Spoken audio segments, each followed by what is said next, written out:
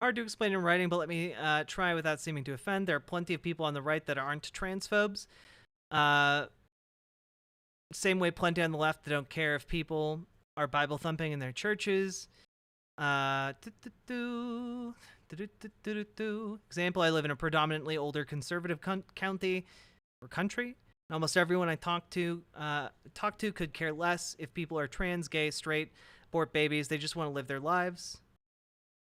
Well, see, that's the thing. For those people, I have good arguments. You know, if you want less oversight of your life, if you want more freedom, if you just want to live your life to the maximum potential, right? Then you should be a leftist. That's the thing. You should be a leftist. You should be pro-worker. You should be in favor of things like Medicare for all.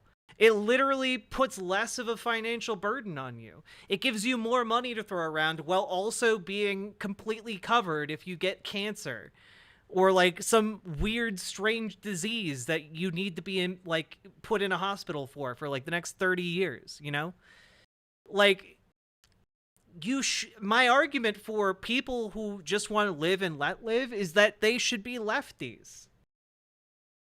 You know? They should want to live in a world where, like, you know, workers have, you know, have agency within their own companies, where workers are paid like a fair, like, compensation for their labor, where workers control their workplaces. You know? If you want to live and let live, you should not want to live your entire working life under the thumb of a boss who's like skimming you and screwing you over and skimming from your wages, doing wage theft, who's controlling what you do at work, who tells you that you need to lick a doorknob or you're going to get fired, you know? And the answer to that is either unions or democratic worker co-ops. We have options.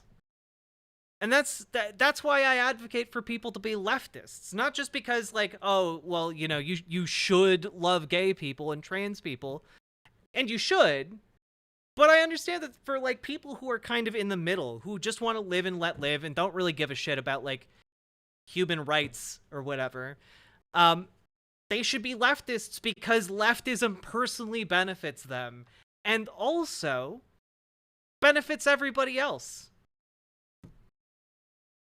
You know, like, I don't know. We overthrew kings to form America. Why should we not overthrow bosses to form a more perfect union? I don't know, just my take. Sean Florida, of course, not everyone on the left is all good and not everyone on the right is all bad. But you can understand where I'm coming from, right? Like, from my point of view, people who want me to not have civil rights are bad people. And frankly, that's the majority of the Republican Party. So, like, it's not 100% of the Republican Party, but it is the majority of the Republican Party. Let's see.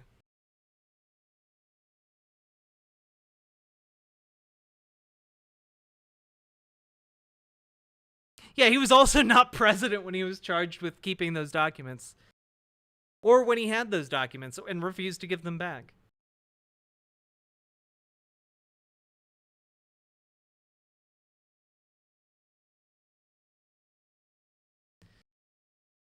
Like, if I'm in a room and like 80% of the people in that room want to kill me, I'm probably going to consider 80% of the people in that room to be bad people, and the people who are friends with those folks, also bad people, even if they don't personally want to kill me. I think that's kind of the logic that's going on here, as opposed to like people on the left who are like, hey, even though you want to kill me, I don't want to kill you. Like, I'm pretty heavily embedded in these leftist spaces. There is not anywhere close to a majority of leftists who want to, like, murder every racist. There's no one calling for mass slaughter of Republicans. Or, like, Republicans who support, like, anti-woke bills or whatever. You know, that's not a thing. So, again, what you're doing here is like drawing like this false equivalence between these two like political sides. These two, like the right wants to kill people like me. The left wants to give everybody free healthcare. Like these are not equivalent sides ideologically. They want very different things. And I think that's pretty obvious. Yeah, some horseshoes are made without symmetry. And I don't even subscribe to horseshoe theory, so. Where/when can you pinpoint where and why it got so overly aggressive with them versus them and nobody can just talk about it? It's because, again, capitalism, in the age of social media especially, prioritizes more and more shocking and eye-catching headlines. That's what drives money, right? Jack feeds on your money and she is starving. It's true, Catalina Gearbox. Thank you for the $5 dono. And folks, remember to like the stream, hit the subscribe button on YouTube, hit the like button, or hit the follow button over on Twitch. Do the things. Do the things. I mean, that's a very complicated question, Sean Florida, but in a nutshell, right? You can thank Reagan.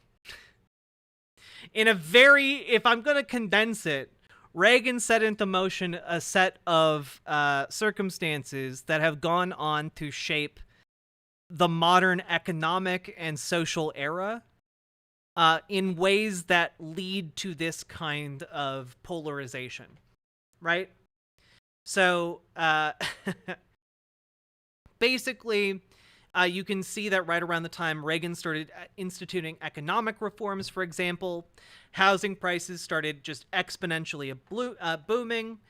You also saw the difference between profit margins for companies and wages paid out to workers like diverging significantly because companies were able to essentially decouple the wages and the real value of the wages that they paid workers from the profiting of the company. You know, the age of being able to work at the car manufacturing plant and be able to own like a home with 2 cars and like, you know, have the kids, the American dream, all of that went away. And that's entirely due to Reagan breaking union power, and doing a lot of things to basically ruin the economy. You'll also learn about something called the Laffer curve, which has unbearably destroyed our entire economic system. So, yeah, in the 90s, we were still living in kind of a bubble era, right? But the bubble burst with kind of the dot-com bust, essentially. And we've just had economic recession after economic recession after economic recession, largely due to the fact that Reagan and the deregulation he put into effect following his tenure as president has led to a decline in like safety regulations, a decline in both like economic, environmental, job-related, etc. And the lack of those regulations has led to more and more speculative investment that leads to kind of this boom and bust type of system that we see today. And what you find when you have kind of a boom and bust capitalist system is that essentially people with a lot of money who can afford to go bust, well, they just buy up everything when the market bottoms out. So they just look at it as a sale. They withhold their money, let the market bottom out, then they put their money in again and they make a whole lot more money. It consolidates the wealth into the hands of, you know, not that many people. And this consolidated wealth then goes on. You don't hate Mondays, you hate capitalism. Join an organizing group today or start a worker cooperative so you can hate it less. True. GamerG, thank you for the $5 dono. The truth you're spitting, and also for not being transphobic. Thank you. So you have this boom and bust, the accumulation of wealth, and then you also have the advent, due to the deregulation, is my understanding, of like things like 24-hour news service, cable, etc. And that's when you get kind of the rise of these media empires that thrive on shocking headlines, on hyperbole, on rhetoric that is constantly being amped up. And what you see is essentially the rise of figures like Rupert Murdoch and Fox News. And what has happened increasingly over time is that we have these wealthy people who have consolidated amounts of wealth, who are able to funnel that money into media projects, like things like the Daily Wire, for example, that can lose billions and billions of dollars. Daily Wire never has to turn a profit because it is backed up by billionaire fracking families, right? And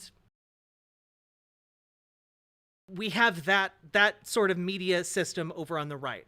Meanwhile, what is considered lefty or like left-leaning or even just kind of center of the road places like the New York Times have to like still maintain a tether to reality, which means that like you don't usually see the New York Times being overly hyperbolic. They kind of try and set a certain standards for sobriety in their reportage. But then you have conservative media that, in the pursuit of both profit and ideological reasons, for example, the billionaire fracking families fund the Daily Wire, and you'll find the Daily Wire is saying a lot of interesting things about climate change, a lot of interesting things about oil, a lot of interesting things about fracking, right? So you have either this pursuit of profit by these untethered media organizations that grew out of the result of the deregulation of Reagan, or you have ideologically motivated outlets, right? Like an example of maybe like a more left-leaning source that does this as well might be the Washington Post, which is owned by Jeff Bezos. The difference is Jeff Bezos owning the Washington Post still allows a general neoliberal bend to their reporting, but he controls very tightly what they say about Amazon and his businesses, right? So to him, owning and operating the Washington Post is a way to control the media narrative. It's a PR branch for him while also building up media credibility, right? That's the purpose it serves to him. He can use it to further his own investments, essentially, right? Whereas on the right, you have these media bubbles that have been purposely cultivated for decades now that are no longer really required to be tethered to reality at all. You'll have people on the right funded by billionaires talking about how schools are trying to mainstream furries in the LGBTQ movement, and how schools are now being forced by the insidious gay rights movement and gay rights activists to put litter boxes in classrooms because otherwise the furries will feel left out. Never mind the fact that furries don't want litter boxes. That's not what a furry does. Never mind the fact that it's a made up story by Nazis on 4chan. Never mind the fact that none of that is actually happening. And yet these stories keep getting reported by far right outlets. So what we have are financially motivated billionaires controlling a lot of our media messaging and for their own ends. The fracking billionaires are not just investing into the Daily Wire because they like the Daily Wire. They're doing it because they want to, defend their investments. So this is what makes it really hard to talk to people who exist entirely within those media bubbles. But I think it's a lot easier to talk to people when you boil it down to very specific issues, right? Oh, Okay, you're a conservative. What do you think about trans people?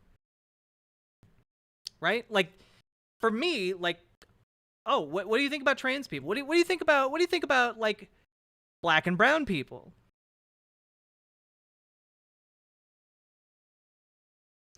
So like, when I'm talking one on one, if we're actually sitting down to talk about an issue, I care about that stuff a lot. And I think we need better from our peers than just like, oh, I don't care. I don't care if they're gay, straight, black, white, I don't care. Like, we need better, because you should care. We should all care about our different circumstances, about our different backgrounds, and how that affects how we're treated in the day-to-day world.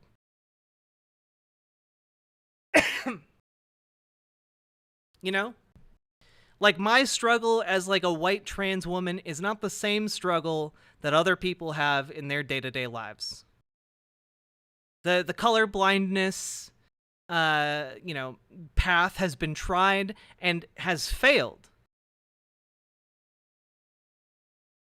Because again, ignoring systemic differences doesn't actually address those differences. Doesn't actually address how like I can walk into a store that's like moderately nice and not be like followed around by like the store security, not be asked to like take off my shoes and like pour my belongings out of my purse when I leave.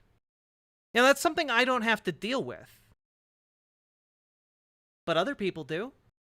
For other people, that's every time they go into a store. For other people, like that's just life.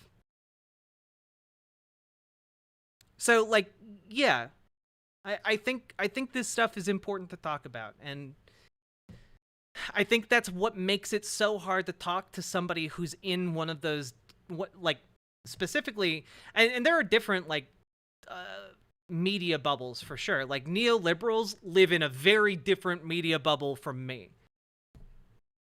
Conservatives live in a very different media bubble from me.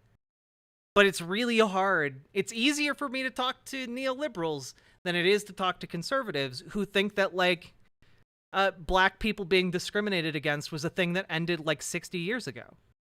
It's a lot harder for me to talk to a conservative who thinks that like trans people shouldn't have civil rights. Like, I'm not gonna sit and be like disrespected and hated by like a stranger to talk about how I should not be allowed to exist in their ideal version of America. So, yeah, the civility ends when people want me to die or want me to roll over and have my rights stripped away.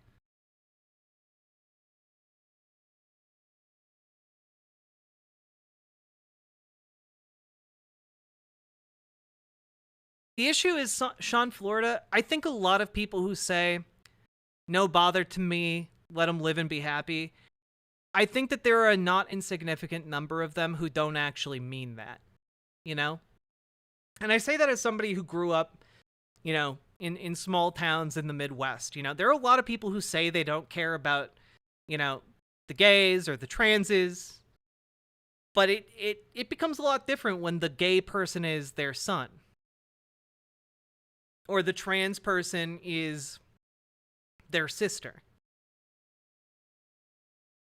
You know, it changes a lot when suddenly there's an openly gay man standing on the other side of your counter trying to, like, buy some gasoline.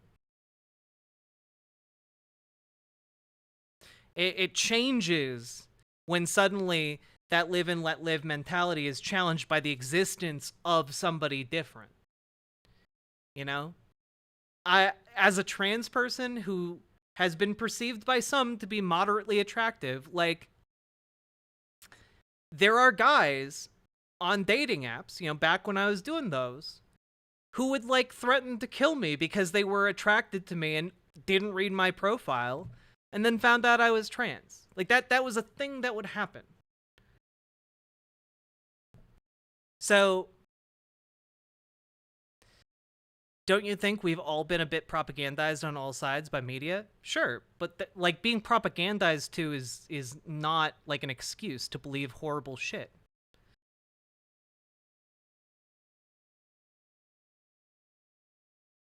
Like the other aspect of it is to be able to recognize that we are propagandized to and still be able to get useful information. Right? Like I recognize that Breitbart is a conservative rag. But you can still use some conservative rags to get actual information.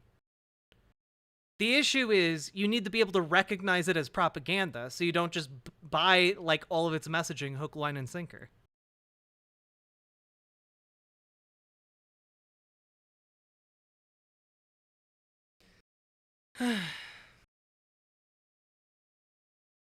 What in your mind is a perfect society?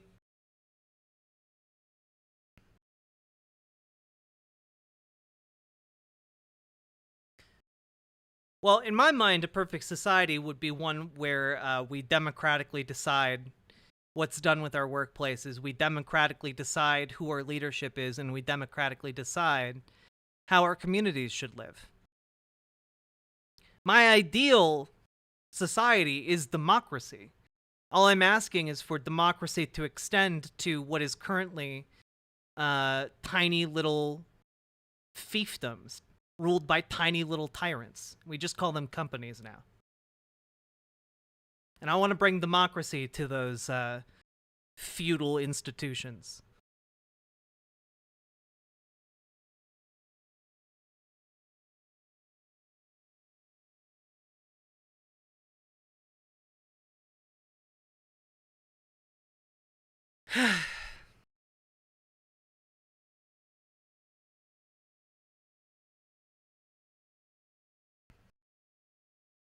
True. Big tyrants in the case of billionaires. True.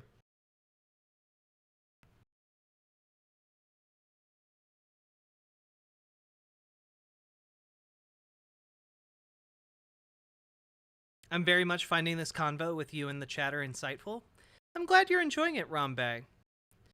If you're asking me like how we achieve that society, like what the actual systems look like, I can get into more detail if you'd like. Like I definitely can. I just want to make sure that like frankly, I want to make sure I'm not boring everybody. um but I think that in order to have true freedom in society, we need democracy first and foremost. And then we need to reduce as much as possible the coercive element of capital in our society. I don't think people should be like forced to do labor that they don't want to do, you know? I think that forcing people to do labor under threat of like intense suffering or death is wrong. Whether or not that threat is coming from like the barrel of a gun or coming from like, you know, exposure to the elements or lack of food and water, you know? So, yeah, in along with democracy in the workplace, democracy in our government, I'd want like a system that ensures everyone gets healthcare, a system that ensures everyone has housing, a system that ensures everyone is able to eat, everyone is able to drink clean water. Yeah, these are the things I want for society. I don't think we can have a truly free and equitable society without those things. Like we need especially increasingly with like climate change, we need like even temperature to have a basic degree of certainty, you know? Like how free can you be if like when you miss an electricity bill, your AC gets cut off and suddenly you're cooking to death in your apartment? How free can you be if like your gas gets cut off and you are freezing to death in your house? Like I don't think that's very free, right? If your freedom is hinged on those things, then those should be rights. This is what Martin Luther King called for? Absolutely. Hey, live animals.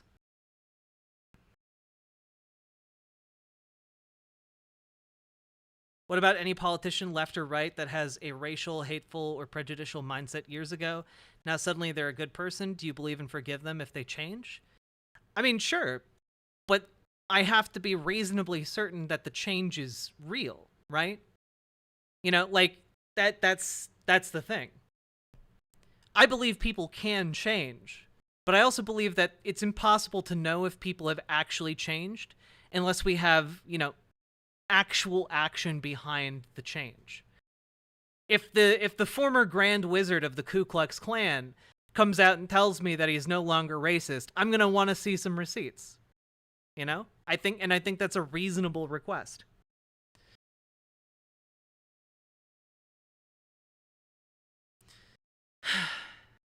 Good night, Ashley. Get good sleep. Thanks for supporting the stream today.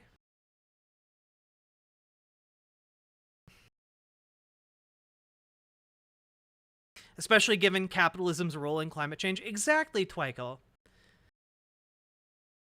Like, the things that people need to live in a modern society, like baseline subsistence, should be things that are guaranteed to them. And I think that this has a lot of benefits for society. Like, having your basic rights, your basic goods guaranteed, the things you need to live. I think that allows people to take more risks in society. It allows people to, like, band together in interesting and new ways they couldn't before. 3 friends starting up like a little roadside diner. A financial risk that if they had taken it before all of these safety nets, like, they could die if it doesn't work out. They would be evicted from their apartments. They would be they would lose their heat. They would not be able to afford food. I think by giving these basic concerns and addressing them on a societal level, we can actually free up our world to be more creative, to be more efficient, to be more interested in pursuing our own betterment, right? Because in a world like that, machines wouldn't have, like, automation, AI, those wouldn't necessarily be things to fear, at least from the perspective of, like, a worker, generally. It gets a little bit more nebulous with the direction AI is heading right now, but you know what I mean. Because we get to collectively reap the benefits of that increased efficiency. We get to collectively reap that benefit, instead of that benefit being, siphoned up to the very top of society by the richest people to ever exist on our planet, who are so rich that they are currently plotting their own private missions to other planets to build secret bases in case Earth collapses from all of their, wealth gouging.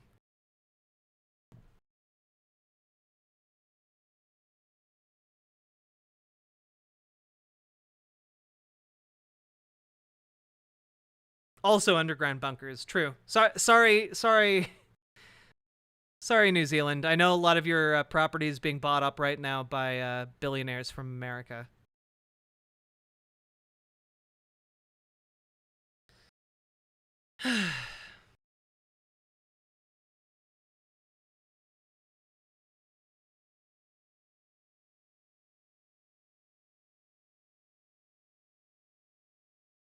We're way off from an independent off-world colony.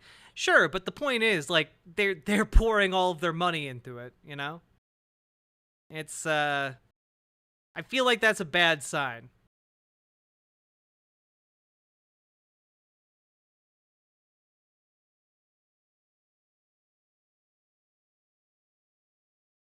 What are your thoughts about Biden being anti-black and Clinton being anti-gay marriage years back, and now they're supposedly not? Well, I don't really care about Clinton being, anti-gay years ago, considering neither of the Clintons are in positions of power, and also I hate them anyway. And what are your thoughts about Biden being anti-black? My main point would be that Biden's policies are less anti-black than Trump's. That's basically, whenever the election rolls around, who's going to do the least amount of harm? It's Biden. It's an easy calculus. Do I like either of them? No, but should you like political candidates? I mean, I guess it'd be nice if you could, but can't remember the last time that really happened. What about two poor people that get universal income? One still goes and works hard at a gas station, the other stays home and watches Netflix all day. How do you regulate that? Well, frankly, I don't care if somebody stays home and watches Netflix all day. I think actually we should be striving for a world in which, yeah, you can go and watch Netflix all day and you don't die as a result. You don't wind up homeless as a result. But I think that obviously in this situation, the guy who goes and works hard at the gas station would make money. Like, just the fact that we're removing the threat of death from the capitalist equation doesn't mean that, like, you don't make money from working. You would have a higher standard of living because you are working a job. Right? Like, that would be kind of the point. The point would be no matter how poor you are, you don't get turned out into the, like, cold to die. The point would be that no matter how poor you are, you can still go to the hospital. You can still get food. You can still get water. These aren't like pie in the sky like ideals. You're not eating like foie gras every day. How much you can produce. True, Catalina Gearbox. Thank you for the $5 dono, and thank you for not being transphobic. That's very important, because not being transphobic allows me to live. I'm asking this because I'm intrigued by your thoughts and answers. If we switched over that system tomorrow, how would you fund it for 250 million plus people at once? Well, so here's the thing. I'm not interested in transitioning to that system tomorrow. I think a transition to a system like that would require many decades of effort, you know?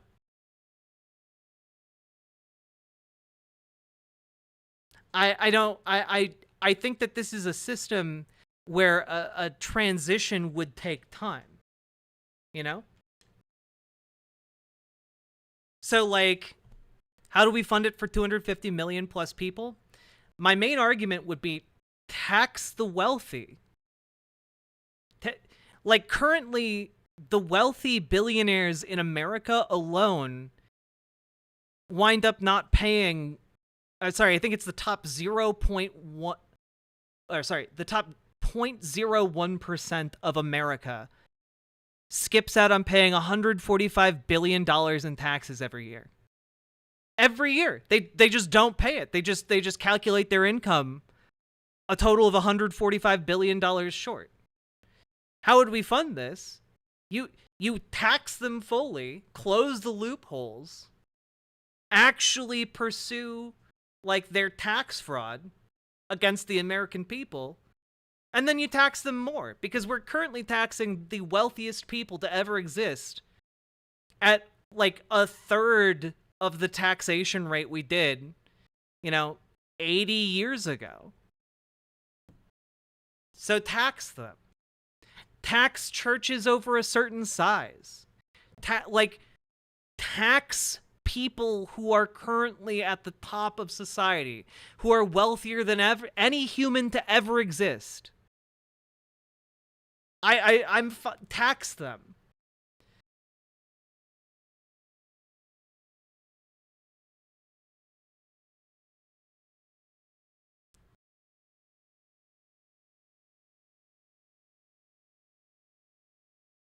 So, you adopt progressive taxation, which is basically the richer you are, the more you get taxed. You can employ different kinds of, like, property taxes on the wealthy. You can tax luxury goods more. There's a lot of different ways you can do this.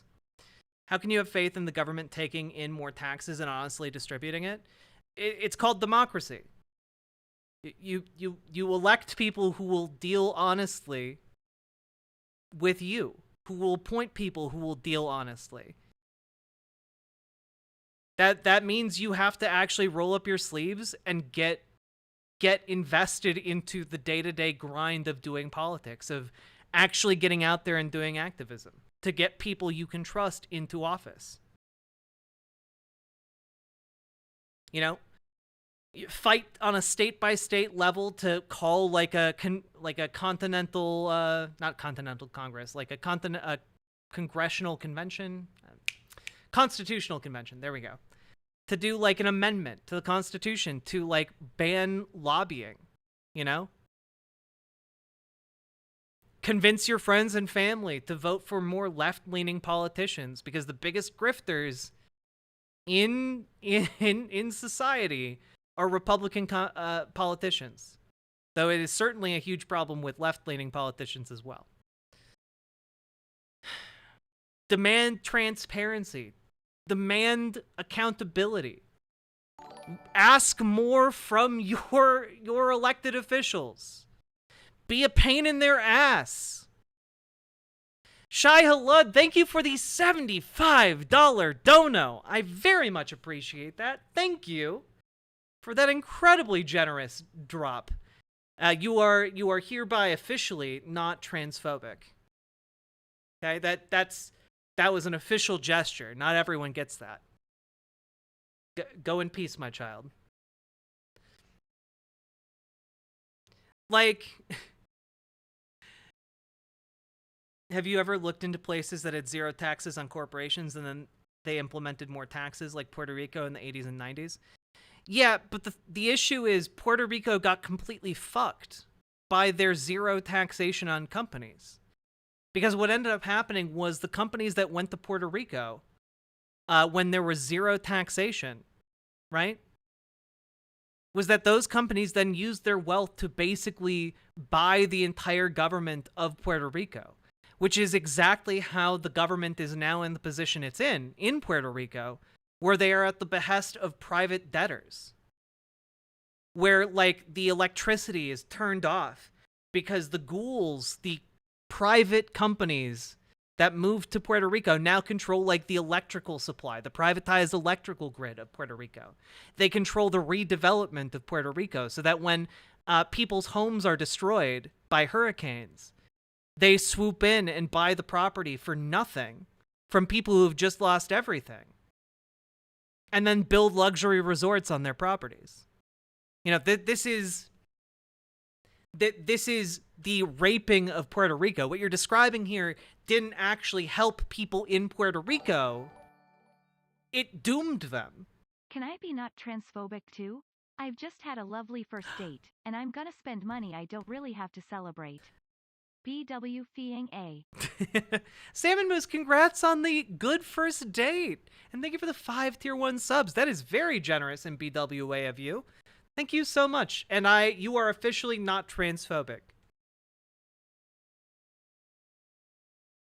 Yeah, like I mean, if you want to compare like privatized electrical grids, for example, like Texas literally kills hundreds of Texans every year because their electrical grid goes down in the wintertime.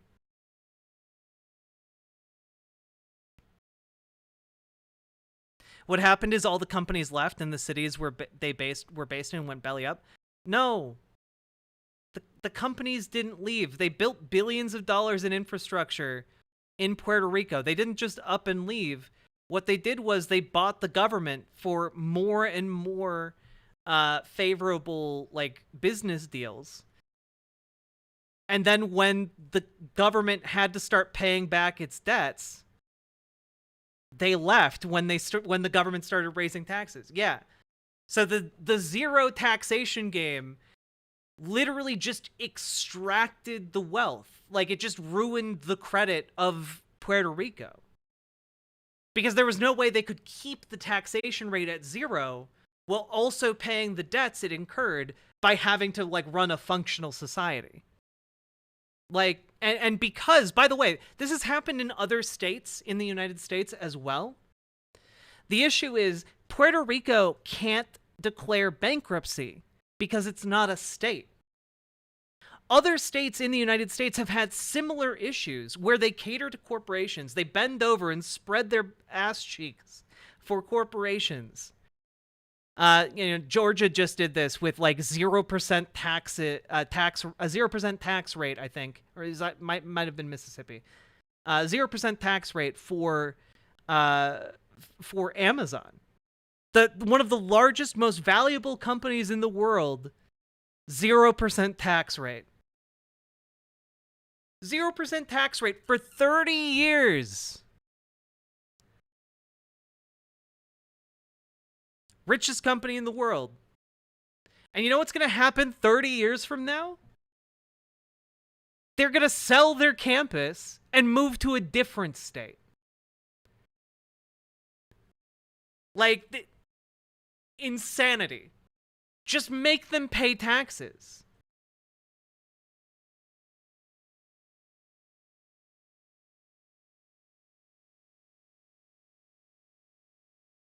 The economies and cities they were located are disasters now? Yeah. Because of the companies. They're disasters because of the companies.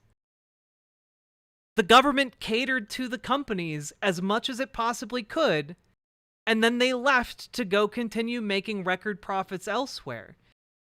When the Puerto Rican government could no longer sustain the amount of benefits they were just freely giving the companies.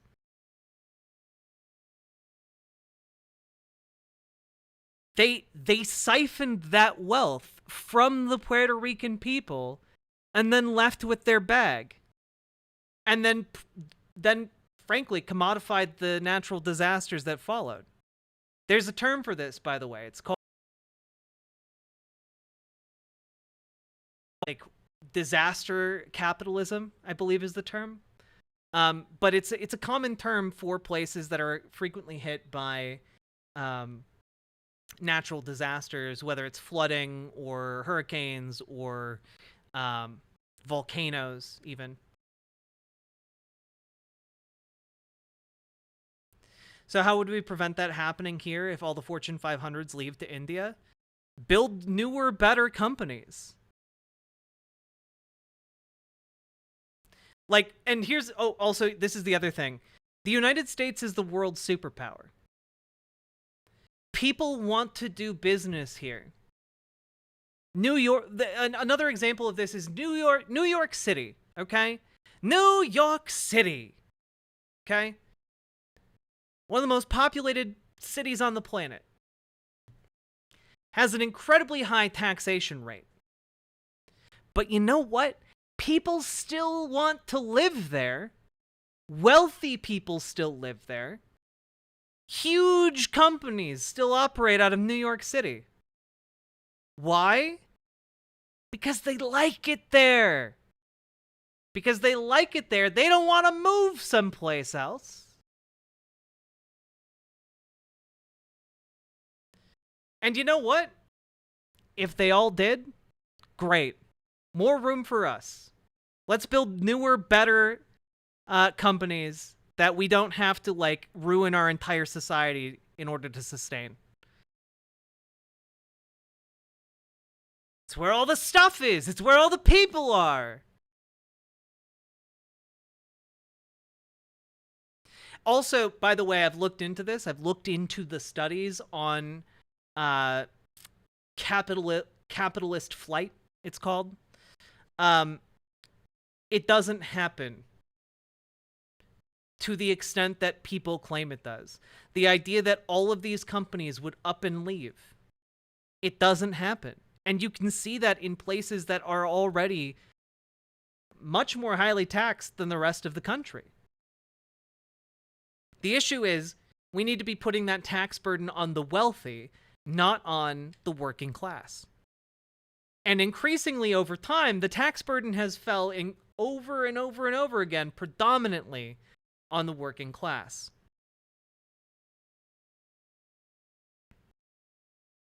I think the problem here is we make nothing right now. Well, again, what you're describing is a problem of capitalism. That's capitalism. The reason the United States is not a manufacturing powerhouse anymore is because of capitalism. Because you can move a factory overseas and pay workers, next to nothing. Slave labor wages.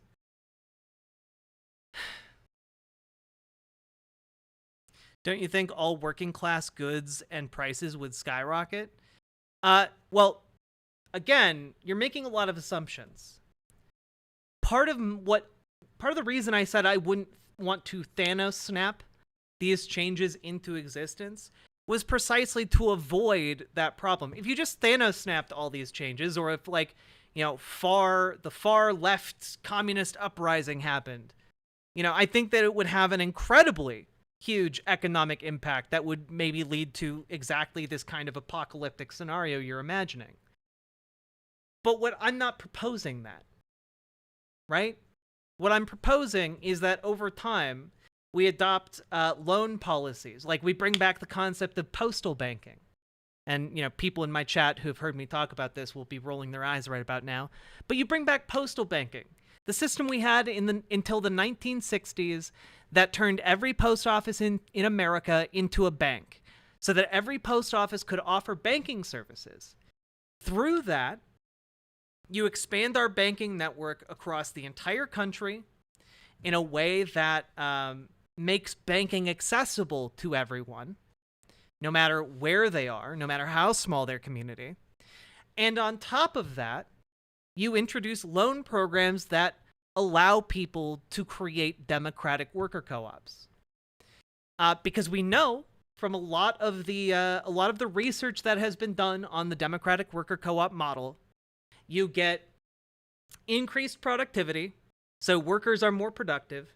You get happier workers because workers collectively own their company and have more agency in how their work is done. And you have better paid workers, you know, because they have agency in how the company is run, so they tend to pay themselves more. It's not instead of having huge profit margins for the people at the very top of the company, they have higher wages for generally everybody in the company, right? So you start a grassroots program accessible to anyone that allows for the formation of these types of companies. And they have a number of benefits beyond that, right? Because if a company, for example, say you have a factory, right? And it's democratically owned by the workers. Do you think those workers are going to vote to move their factory to another country? They're all like hundreds of workers are going to get together and say, yes, we should move this factory to Bangladesh instead of Texas. Okay, we're all collectively voting to move our families, uproot our social lives, and move our factory to Bangladesh and put our workers out of work. Or move them overseas. No. Democratic worker co-ops don't generally vote to do that. So it keeps businesses local. It also keeps businesses more transparent. Democratic worker co-ops have less incentive to lie on their taxes and to just pay their taxes, because everyone in the company knows the company's financials. Additionally, we could get data from that initial loan program. And by the way, in case you're wondering, hey, that does sound like a good idea, why don't we have those? We do actually have democratic worker loans available. They're just generally available on local levels, from on a county level or like a city level, right? So what this would just be a federalized program that's available to everyone regardless of where they live. And part of the reason for that would be to get data on better ways to form democratic co-ops. Which ways are effective, which ways aren't? What are the limitations? And by gathering that data, I think we could then find ways to scale that up. One of the things I've talked about many times here is Bernie Sanders' proposed legislation that would basically give workers a right of first refusal, which is essentially that if a private company, if its owner wanted to sell it to someone else, they would first have to offer the company to the workers to collectively buy out. And I think that would be having that law in place would be a way to then slowly convert larger companies into democratic co-ops. And we can get more data on that. And then I think we could expand that legislation in the future to say if a company is too big to fail or deemed too big to fail and it needs a government bailout to continue existing, that government bailout should be contingent on that company then going on to be owned and operated by its workers. Again, for transparency reasons, I think that this is obviously beneficial to everyone, both workers and people who rely on those goods and services, right? And what I've just described to you is kind of the outline for what I call a legislative vice. And over time, that vice will constrict down on private businesses, on privately owned businesses, because generally speaking, I think over time, democratically owned companies are preferable to privately owned companies. I think that that's something that people who experience it come to understand very quickly. You would rather work for the person in your department who is viewed by the people in your department as the most competent person, rather than like some schmuck who was given a job by his dad. So like I think that there are a lot of reasons why over time this democratic business model would win out. So when you're asking me like, oh, what about these Fortune 500 companies who would just up and leave? I think if you did this tomorrow, a lot of them would up and leave. But I'm not talking about a plan that goes into effect tomorrow. I'm talking about a long-term system that sets into motion things that can't be stopped, that transitions us to a new economic model, a new economic paradigm, where the priority isn't moving your factory to the place where you can pay people nothing but gruel in order to continue, making $1 trillion.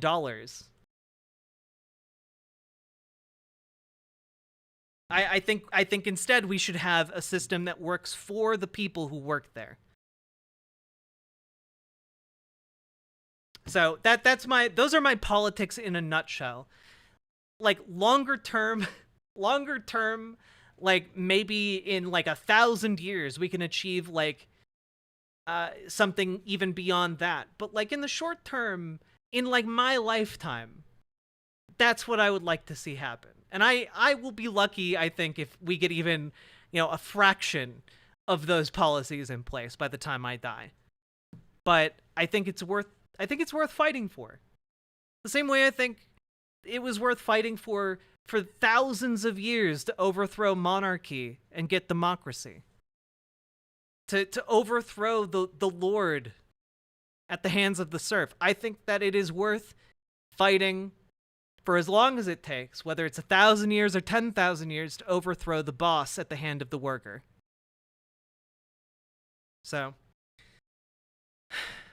yeah, you have nothing to lose but your chains. It's why they call them robber barons. That term needs to come back. True. Robber baron, I think, is a very good term